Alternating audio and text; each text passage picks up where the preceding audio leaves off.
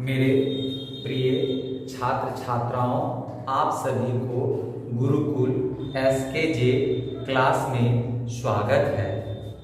मैं आप लोगों से कहा था कि मैं प्रत्येक दिन अभी मनोविज्ञान क्लास 12 का VVI क्वेश्चन लेकर आऊँगा। सो मैं पुनः आप लोगों के सामने उपस्थित हुआ हूँ।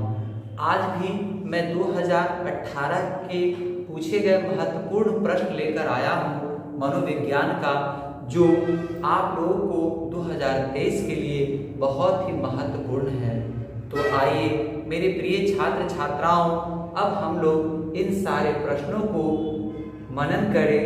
ध्यान से सुनिएगा और अच्छा से लिखने का प्रयास कीजिएगा इन सभी प्रश्नों को उत्तर पुस्तिका में। तो आइए मेरे प्रिय छात्र छात्राओं, अब हम लोग चले क्वेश्चन की तरफ। तो पहला क्वेश्चन आज का क्या है कि रूढ़ि युक्ति किसे कहते हैं। पहला क्वेश्चन है आज का कि रूढ़ि युक्ति किसे कहते हैं। तो हम लोग उत्तर में लिखे हैं कि किसी सामाजिक समूह के बारे में आम जनता के मन में पारंपरिक रूप से घर कर गई धारणा को रूढ़ि युक्ति कहते हैं। अगर मेरे प्यारे छात्र छात्राओं, आप लोग के सामने यह प्रश्न आ जाए कि रूढ़ि युक्ति किसे कहते हैं, तो हम लोग बड़ी आसानी से उत्तर पुस्तिका में लिख सकते हैं कि रूढ़ि युक्ति का शाब्दिक अर्थ होता है ऐसी परंपरा जो समाज में बरसों से चली आ रही है और वह धारणा हमारे मन में बैठ गई है और हम उसी को हमेशा पुनरावृत्ति करते रहते हैं, दोहराते रहते हैं। चाहे उससे हमें लाभ मिले या न मिले, फिर भी हम लोग उन सारे रूढ़िवादी परंपराओं को ढोते रहते हैं, जिससे समाज में लाभ भी पहुंचती है और हानि भी पहुंचती है। तो अगर आप लोगों के सामने यह प्रश्न आ जाए तो आप लोग इस प्रश्न का उत्तर इस प्रकार से लिखिएगा कि रूढ़िवादी शब्द का शाब्दिक अर्थ होता है पौराणिक परंपरा के अनुसार अपने आप को ढालना या उन बातों को अपने मन में बैठा लेना और उसी को मानकर चलते रहना रूढ़ि युक्ति परंपरा कहलाती है। अब हम लोग दूसरे प्रश्न की ओर चल रहे हैं मेरे प्रिय छात्र छात्राओं। आइए हम लोग दूसरा प्रश्न को देखें। दूसरा प्रश्न है कि मनोवृत्ति परिवर्तन में दूरदर्शन की भूमिका क्या होती है। बुआ, दूसरा प्रश्न है हम लोग के सामने कि मनोवृत्ति परिवर्तन में दूरदर्शन की भूमिका क्या होती है। मतलब मनोवृत्ति परिवर्तन में दूरदर्शन की भूमिका क्या होती है, यह प्रश्न 2018 में पूछा गया है और आज मैं आप सभी लोगों के लिए यह प्रश्न लेकर आया हूं। तो सबसे पहले आइए इस प्रश्न का उत्तर हम लोग जान लें। मनो का अर्थ होता है मन और वृत्ति का अर्थ होता है विचार। तो मन में जो विचार उत्पन्न होती है उसे दूरदर्शन की क्या भूमिका है। तो दूरदर्शन आज के युग में महत्वपूर्ण भूमिका निभा रही है। मनोवृत्ति परिवर्तन में दूरदर्शन की भूमिका बहुत महत्वपूर्ण है। इससे व्यक्तियों का निर्माण भी होता है और विनाश भी। आज दूरदर्शन प्रचार का सबसे बड़ा माध्यम है। फिर से इस प्रश्न को सुन लीजिए मेरे प्रिय छात्र छात्राओं कि मनोवृत्ति परिवर्तन में दूरदर्शन की भूमिका क्या है।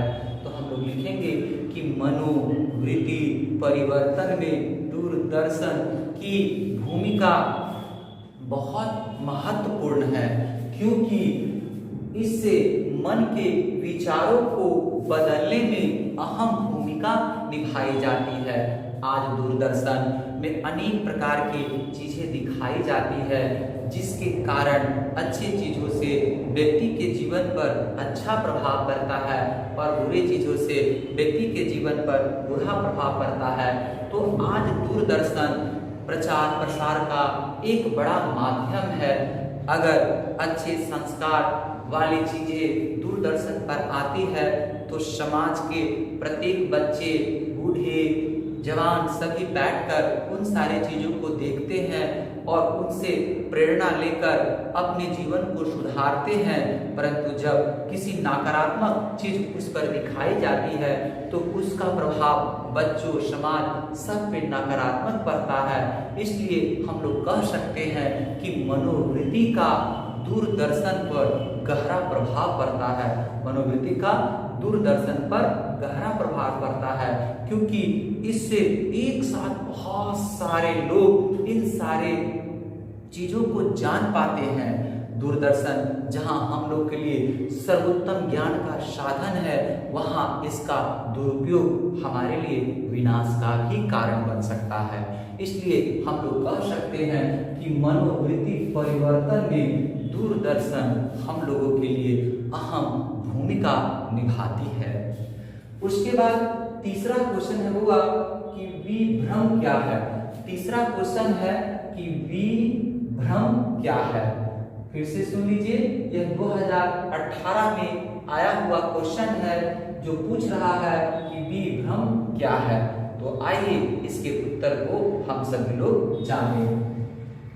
तो उत्तर लिखेंगे विभ्रम क्या है, इसका उत्तर लिखेंगे कि इंद्रियों से प्राप्त ज्ञान को भूलना विभ्रम कहलाता है। इसमें व्यक्ति सही तरह से न सुन पाता है और न समझ पाता है। इसी को हम लोग विभ्रम कहते हैं। विभ्रम का शाब्दिक अर्थ होता है मेरे प्रिय छात्र छात्राओं, भूलना। भूलना होता है। तो यह एक प्रकार की बीमारियां भी है। जब हमारा इंद्रियां किसी प्रकार के ज्ञान को प्राप्त करने में असमर्थ हो जाता है, समझ नहीं पाता है कि कौन क्या बोला है, कौन क्या सुना है और कैसे हमको उसके शब्दों का अनुकरण करना है। जब ये सभी चीज हमें याद नहीं रहती है तो इसी प्रक्रिया को हम लोग विभ्रम कहते हैं। इसी प्रक्रिया को हम लोग विभ्रम कहते हैं। उसके बाद चौथा क्वेश्चन है कि अच्छे स्वास्थ्य से आप क्या समझते हैं। यह भी क्वेश्चन 2018 में पूछा गया है कि अच्छे स्वास्थ्य से आप क्या समझते हैं। अगर यह प्रश्न आ जाए तो हम लोग जवाब देंगे कि अच्छे स्वास्थ्य का शाब्दिक अर्थ होता है कि कोई व्यक्ति मानसिक और शारीरिक रूप से स्वस्थ होकर अपने मानसिक और शारीरिक रूप से 100% कार्य करके समाज, देश, राष्ट्र और अपने आप को जब लाभ पहुंचाता है तो ऐसे व्यक्ति को स्वस्थ व्यक्ति कहा जाता है। जब मानसिक संतुलन उनकी बिगड़ जाती है और अपने क्षमता के अनुरूप वह 100% कार्य नहीं कर पाता है तो उसे हम लोग अस्वस्थ कहते हैं। लेकिन जब हम लोग अपने शरीर से, अपने मस्तिष्क से, अपने बुद्धि से 100% कार्य करके समाज, देश, राष्ट्र का निर्माण करते हैं तो ऐसे व्यक्ति को स्वस्थ व्यक्ति कहा जाता है। ऐसे व्यक्ति को स्वस्थ व्यक्ति कहा जाता है और अच्छे स्वास्थ्य से राष्ट्र, समाज और व्यक्ति का निर्माण होता है। यहाँ पर पांचवा प्रश्न है मेरे प्रिय छात्र छात्राओं कि अच्छे आहार से आप क्या समझते हैं। पांचवा क्वेश्चन है कि अच्छे आहार से आप क्या समझते हैं। तो यहाँ पर हम लोग बता सकते हैं कि अच्छे आहार से हम यह समझते हैं कि अच्छे आहार उस आहार को कहते हैं जिसमें सभी प्रकार के पोषक तत्व प्राप्त होते हैं और इन पोषक तत्वों से हमारे शरीर को बहुत अधिक फायदे मिलते हैं। इसी को हम लोग जो है अच्छे आहार कहते हैं। एक बार पुनः इस प्रश्न को सुन लीजिए मेरे प्रिय छात्र छात्राओं कि अच्छे आहार से आप क्या समझते हैं। अगर यह प्रश्न आ जाए कि अच्छे आहार से आप क्या समझते हैं तो आप बताइएगा कि अच्छे आहार से हम यह समझते हैं कि जब हमारे शरीर को सारे आवश्यक तत्व उस भोजन से प्राप्त हो जाती है तो उसे हम लोग अच्छे आहार कहते हैं। और इस आहार से हमारे शरीर को बहुत फायदे मिलते हैं, जिससे हमारा शरीर स्वस्थ रहता है। इसी को हम लोग अच्छे आहार कहते हैं। उसके बाद छठा क्वेश्चन है कि व्यक्तित्व को परिभाषित करें। छठा क्वेश्चन है कि व्यक्तित्व को परिभाषित करें। तो आइए मेरे प्रिय छात्र छात्राओं, अब हम लोग इस प्रश्न का उत्तर जाने कि व्यक्तित्व को हम लोग किस प्रकार प्रभावित कर सकते हैं। तो व्यक्तित्व में व्यक्ति के अंतर्गत उन सभी मनोदैहिक गुणों का अध्ययन किया जाता है जिससे व्यक्ति का पहचान का पता चलता है कि वह व्यक्ति किस प्रकार का व्यवहार दूसरे व्यक्तियों के साथ रखता है। फिर से एक बार इस प्रश्न को सुन लीजिए मेरे प्रिय छात्र छात्राओं कि व्यक्तित्व को परिभाषित करें। क्वेश्चन है व्यक्तित्व को परिभाषित करें। यह भी क्वेश्चन 2018 का पूछा हुआ है और यहाँ पर प्रश्न है कि व्यक्तित्व को परिभाषित करें। तो हम लोग लिख सकते हैं कि व्यक्तित्व उसे कहते हैं जिसके द्वारा व्यक्ति के अंतर्वैदिक गुणों का पता चलता है कि वह व्यक्ति अपने व्यवहार से किसी दूसरे व्यक्ति को किस प्रकार प्रभावित करता है, क्योंकि किसी भी व्यक्ति का व्यक्तित्व पहली पहचान होती है। अपने व्यक्तित्व के द्वारा ही वह समाज में पद प्रतिष्ठा स्थापित करता है। समाज में पहली नजर में वह अपने व्यक्तित्व के द्वारा ही आ पाता है, जिससे समाज के लोग समझ पाते हैं कि यह व्यक्ति पढ़ा लिखा सभ्य और सुसंस्कृत है।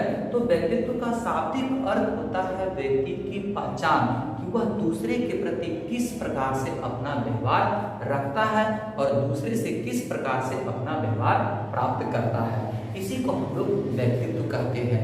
तो यहाँ पर हम लोगों ने 6 क्वेश्चन को देखा। कल मैं पुनः इन सारे क्वेश्चन को लेकर इससे आगे आऊंगा। तब तक के लिए मैं आप सभी छात्र छात्राओं को आशीर्वाद देता हूँ और आपसे विनती करता हूँ, प्रार्थना करता हूँ कि आप सभी लोग मन लगाकर पढ़ेंगे तथा गुरुकुल SKJ इस चैनल को सब्सक्राइब करेंगे, लाइक करेंगे और शेयर करेंगे ताकि सभी बच्चों को इसका लाभ मिल सके।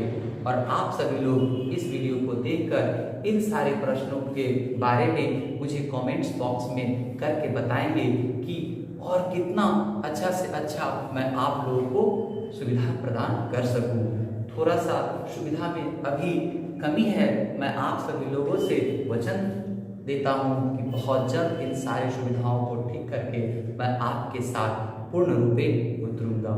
तब तक के लिए आप सभी छात्र छात्राओं को मेरा शुभ आशीर्वाद।